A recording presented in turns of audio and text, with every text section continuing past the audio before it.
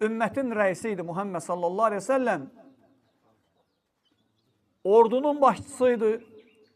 Bütün müsəlmanların işlərini o görürdü. Kasıbların işini o həll eləyirdi. Varlıların işini o həll eləyirdi. Ən ağır işi də Allah ona vəhiy eləyirdi. Göydən vəhiy gəlirdi. Vəhiy gələndə heyvanın ayaqları torpağa batırdı vəhyin ağırlığından. Lakin ibadətdən yayındırmırdı onu. Necə? Ayşə anamız deyir ki, ey Allahın Rasulü, sən niyə görə gecədən səhərə qədər ibadət eləyirsən? Axı Allah sənin keçmiş gələcək bütün günahlarını bağışlayıb. Yəni sənin bir o qədər ehtiyacın yoxdur ibadətə. Peyğəmbər sallallahu aleyhi ve sellem deyir ki, əfələ əkunu abdən şəkura, yəni məgər mən Allaha şükür eləyən bir qul olmuyum? Bu nəyə göstərir?